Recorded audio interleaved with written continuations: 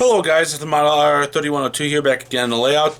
Tonight is Tuesday, January 17th, 2017. And just giving you guys a layout update a little bit. Not much going on in the layout, obviously. Although there's a huge thing you probably may notice tonight. So I got a brand new camcorder I'm using. Sony HDR-CX405 camcorder is what I'm using. And the camcorder I was originally using was the Sony DCR-SX85, which is one of the last ever standard definition camcorders ever produced. And when I requested that camcorder for Christmas in 2011, I thought it was going to be better quality than what I got. I was actually a little pissed. But, well, life sucks, and I mean, yeah, went with that camcorder for over 5 years. Been through some tough times. Like, what was it? Twice in 2015, that old camcorder hit concrete during rail fanning trips because of high winds. Twice it happened. It almost happened when I was down in Indiana early in mid-February last year. That almost happened to me a couple times, but I saved all of them. That day was so bad, wind-wise. But anyways, I chose this camcorder over a Canon Vixia HFR700 camera, or camcorder I should say, because of the fact that I looked at some rail fanners channels on which camcorder I should get, and I based off of camcorder videos that I saw on YouTube by just searching them on YouTube, and the Canon one worried me a little bit, especially when you have it on a tripod, because the battery is so big that when a train goes by it, the camera shakes, and I just felt like that I can't take that. So I just went with the Sony one. The only thing about the Sony one is I got to use micro SD cards now, and all of my other past cameras and camcorders I've used took regular SD cards. This is the first one I'm using micro SD cards. So I don't know. I mean, because it comes with its own adapter, it's not a huge deal. I mean, it's whatever. But anyways, enough with the camcorder talk, and let's go to the layout. As you can tell, not much in the layout has been done, if anything. Not that many freight cars on the layout right now, and locomotives, because, well, as you probably know, I'm part of the Wapaka Area Model Railroaders Club, and we have a show this weekend up in Stevens Point, Wisconsin. It's called Arctic Run. That's the train show name. And I have 2 totes filled of locomotives and freight cars to use for the train show. This one and that one. That one has 12 freight cars. That one has 7 plus 4 locomotives. This weekend I plan on running my MTH Gevo that has Loc Sound installed by BradleyDCC. I also have 2 Intermountain SD40-2s with factory Loc Sound, and an Intermountain NS Gevo, the Norfolk and Western Heritage unit, also with factory Loc Sound installed. And out of those 3, the MTH one has a Keep Alive installed as well. And the nice thing about Loc Sound is that they have, I believe, a better Keep Alive than the Tsunamis. And like when they hit like a section of dirty track, they catch power better than the Tsunamis. Like if the Tsunamis catch a dirty track, it like pauses and then it starts back up again. When like the low sound is just very quick. I mean, sometimes it's hardly even noticeable that it hit a turnout or something like that. Hence why I use mainly low sound decoders on the club portable layout, is for that reason. If I do ever use Tsunamis, I am now going to be requiring them to have a TCS Keep Alive in, or a Soundtrack's Current Keeper for less power interruptions.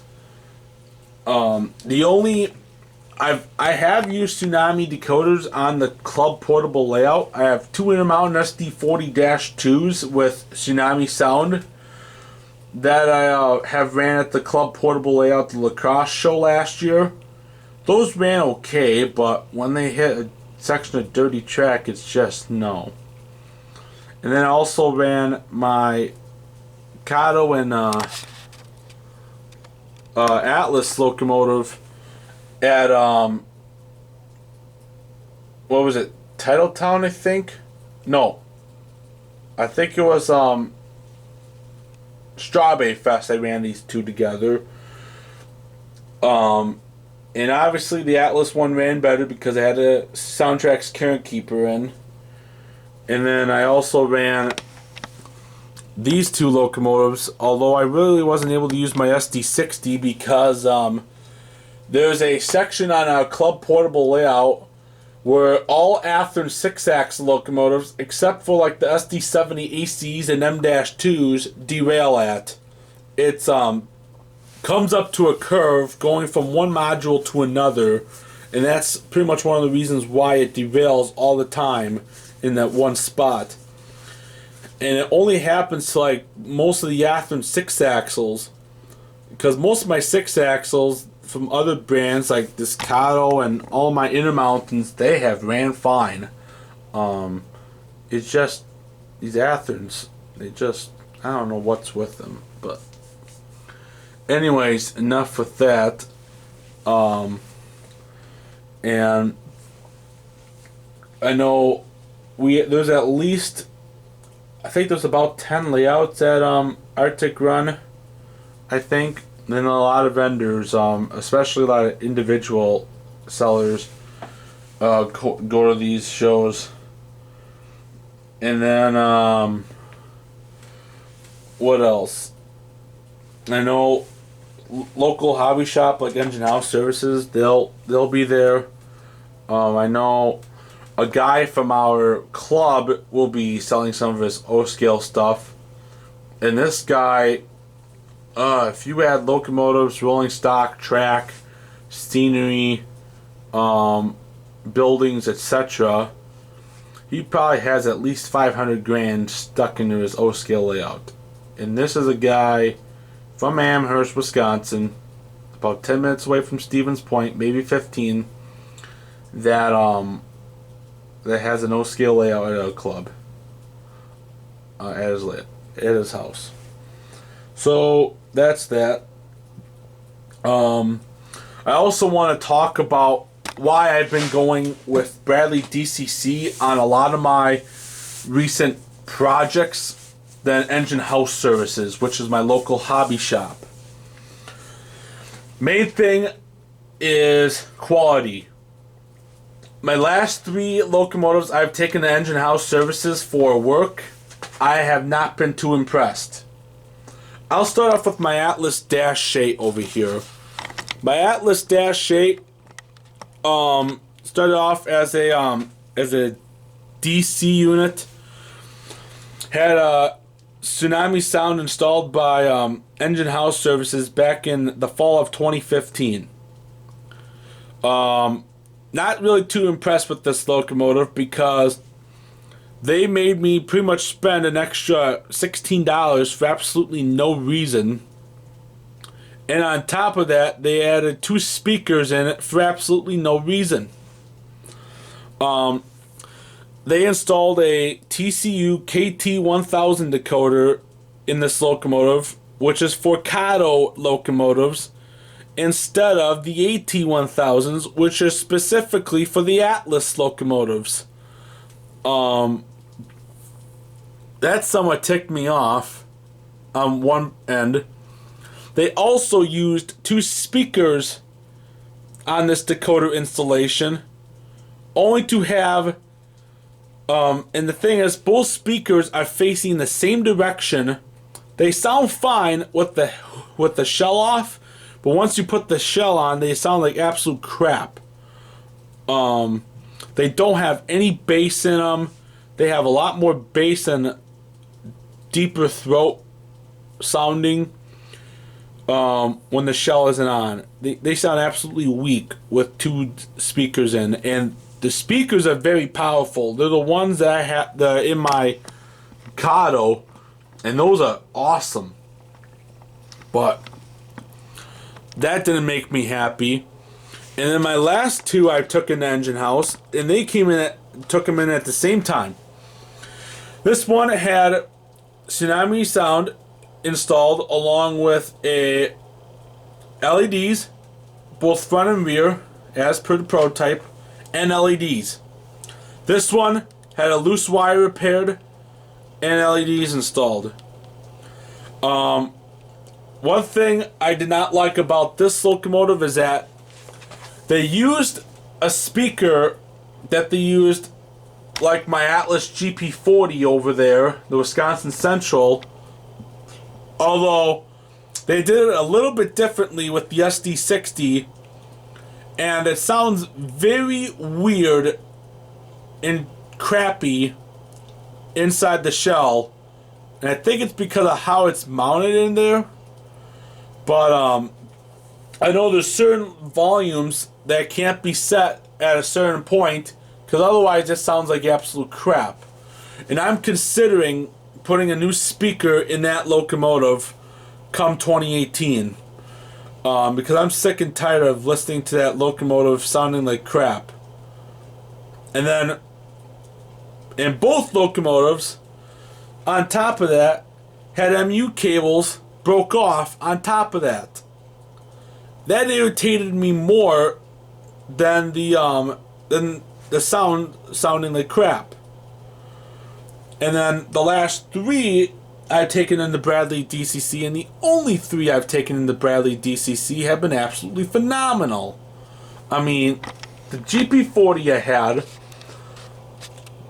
had yes, it only had rear ditch lights and front ditch lights installed, along with brand new LEDs in, but it also had a couple wires that needed to be repaired, along with a Soundtrack's current keeper that got installed that I purchased myself, that got sent to him, and that thing runs like it's supposed to now, and with the Soundtrack's current keeper, it's freaking burly. And this Athearn Genesis SD60M I had on that locomotive done by BradleyDCC, custom weathering, accurate renumbering of the locomotive to the current number 1474, along with a TCS Keep Alive installed as well. And then I have an MTH ES44C4 in the BNSF that I bought back in June, and they had custom weathering, ESU Loc sound, and select with the Gevo version 2 installed, and a TCS Keep Alive. And all 3 locomotives I have sent in at BradleyDCC have all been impressive. The last 3 from EngineHouse, not so much. And to be honest, I don't know about you guys, but I know I really shouldn't be ranting much longer, but as a model railroader, yes, I don't have great skills. Yes, I'm trying to learn more. Like, custom weathering. I mean, not only do I not have the money to do custom weathering myself, nor do I have the space to do any weathering on my own. And plus, I like it when it looks absolutely prototypical, like the 2 BNSF units I've taken in. Along with the fact that I currently do not have a good soldering iron to use. Hence why there's been sound decoder installations that I can't do because I don't have a proper soldering iron or a good soldering iron to use. And same thing why I can't do Keep Alive installations right now is because I don't have a good soldering iron. So if I need anything soldered, I would have to take it to a club member. Although I hate doing that because, and I'm not trying to bash any of my club members by all means, but I bought a TCS WOW sound decoder last year and a speaker for it. Was going to install it in my Athearn SD45, the Southern. Got the decoder, got the speaker. All I needed this club member to do was solder the speaker wires onto the decoder and possibly heat shrink it. Problem is, he lost not only the decoder but the speaker itself. So I was down pretty much $115 because of my stupidity relying on a club member. And for that reason, I will not trust any of my club members to do anything for me unless I see it virtually anymore. So that's that. So anyway, I'm sorry for all the ranting, but I mean, there's something I can't keep my mouth shut about. But anyways, hopefully you all have a great 2017. Hopefully it's all been a good start. And I know it's been hectic up here. I mean, we've had school closed twice in the last week up here in Wisconsin just because of a winter storm that happened last week, and this week we had an ice storm. So other than that, hopefully you have a great night.